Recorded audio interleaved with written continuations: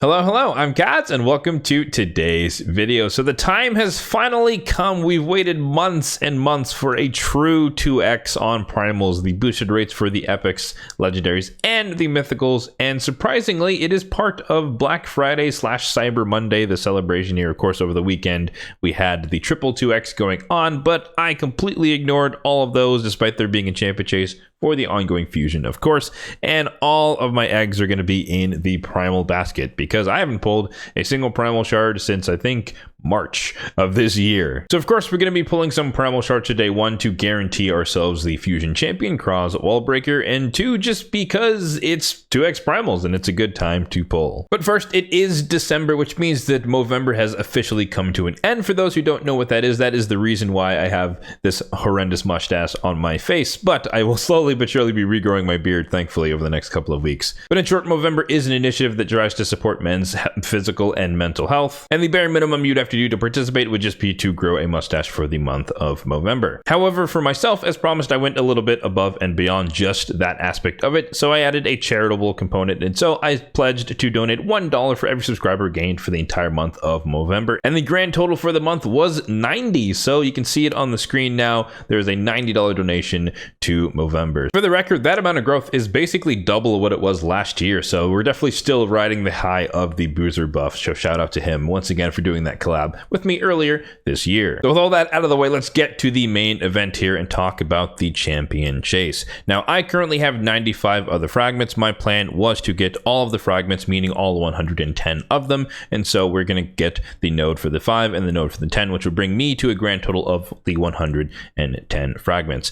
I'm not really concerned with trying to win this tournament. You know, some people might have an easier group than mine, of course, and that might be possible for you, but definitely no way we're going to fight off a guy at 35,000 points, so that's kind of out of the question. So I would say my minimum target here would be the legendary tome here at 4,100 points. If we just get insanely lucky, then maybe we could get pushed for the 7,500 second tome, and then even, you know, if we're even luckier, we could push for the 10k. But I think, you know, somewhere between like upwards of 40 primals is probably where we're going to stop it, but we'll play it by ear. It kind of depends on what's popping out of the shards, but getting to at least 4,100 is the goal for this particular session. You might have noticed already that we're at 500 points. That is, of course, because Xenomorph, we hit the 7th day in his champion chase event, and thus that gave us 500 extra points in this tournament because, of course, he is a non-void legendary. Popping into the portal, let's take a look at the overall shard count on my account at the moment. 402 on the Ancients, 195 on the Void, 77 on the Primals, which of course we'll be diving into today, and then still 46 on the Sacreds. In terms of Mercy, let me pop up the Mercy tracker on the screen here. We're going to focus in, of course, on the right-hand side, the Primal section. If you would like a copy of this to use for yourself to manually track your Mercy, then there will be a link to that in the description box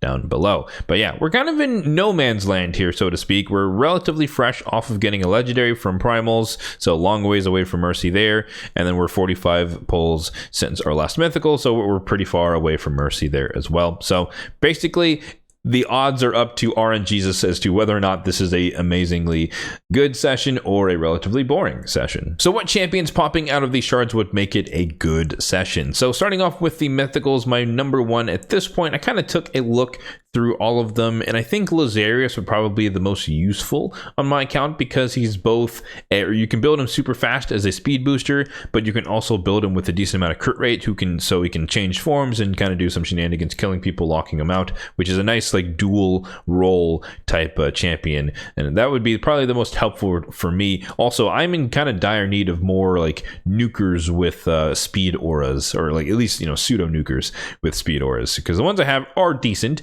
but they're not the best option for, like, you know, a lot or most battles. But I digress here. In terms of legendaries, my top 3 are Gladecat of the Meltwater, Martyr, and Freya Fate Weaver. And then obviously we're going to get some rares and we're going to get some epics along the way, so any and all useful duplicate epics for empowerment will be useful as well. All right, so let's get into the pulls. Again, our target in the champion chase is 4,100 points. We're starting off at 550, and like I said earlier, my intent is not to pull all of the primals just because I want to have some saved up for the next 2x Primals, even though it's going to be months and months from now. But I never like pulling to 0 on any of my shard types, so that carries over into the Primal. So without further ado, let's dive right in. Can we maintain our status as the Mythical Whisperer, or has the Reckoning come for us and we're going to go back to normal average rates, meaning we're basically not going to get anything from this?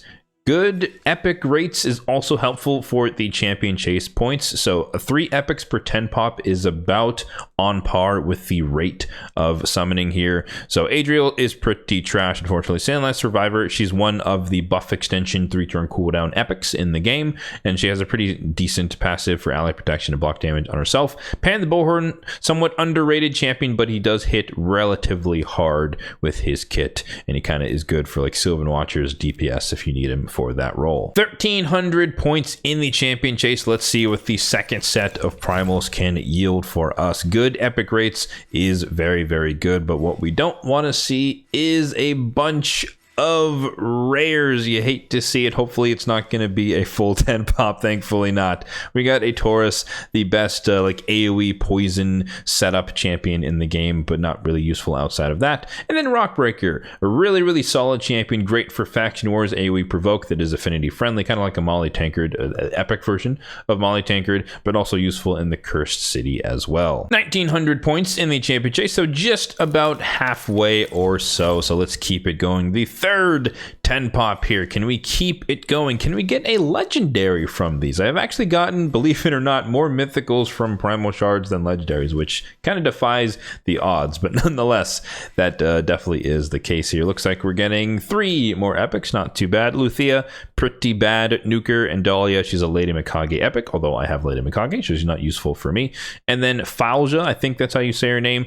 Decent. Dwarf Nuker, really noticeable or notable for the full turn meter depletion here on the A2, granted on a 4-turn cooldown. So not the best. She gets a decent amount of turn meter fill from the A3. She's okay as kind of a nuker, but I would say that she's probably most useful in like Dark Fae, Scarab King, turn meter suppression type fights in the game. So that brings us just shy of 2,800 points. So the fourth 10 pop here. This is where I was hoping to stop, but again, it kind of depends on the rates here. And if we get a bad string of rares, okay, that could kind of be a deal breaker as far as the original plan, but hopefully we get one more epic at least. Looking like it's a no, unfortunate. So hey, look, I think this luck so far proves that even kings can be dethroned in terms of RNG. Everyone can be humbled by RNG, so to speak. So we're definitely kind of on the lower end of the RNG spectrum at this point. But yeah, Neldor, Rhineblade, pretty solid epic. He's what, I guess like second best epic for hard mode Fire Knight, after Crowd in the Blue being number 1. But really serviceable for that. Lots of good debuffs, quad hitter and a triple hitter A1. So very useful kit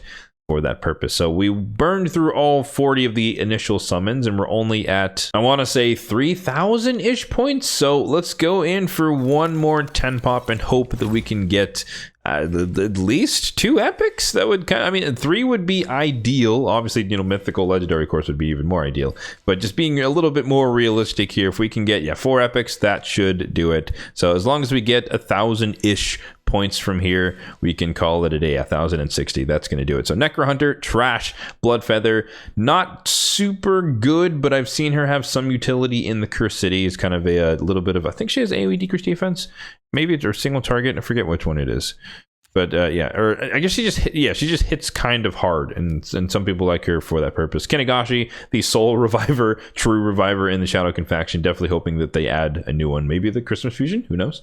And Steel Skull, decent champion, mostly used for like hard mode Fire Knight variations in the Cursed City because he's an increased defense champion, meaning that you can use the Faultless Defense Blessing. So if my math is correct, we should be just over the 4,100 points, and we ended up going through 50 primals and got absolutely nothing but a bunch of epics. But hey, that is totally within the realm of possibility. Nothing is guaranteed. So let's double check in the champion chase itself. It should be updated by now. And yes, we do have the legendary tome. So we did get relatively bad RNG overall here. So then we're not going to try and continue to get, trying to go for 3,000-ish more points from 20-ish primals is a huge gamble. Obviously, it could pay off, but given how the first 50 have gone, I'm not confident that would be the result here, even though I do need legendary tomes. But nonetheless, So we got our target there, first legendary tome. We got all the fragments there, and with that means the fusion for me is complete / super complete. So you can confirm it here, 110 out of 100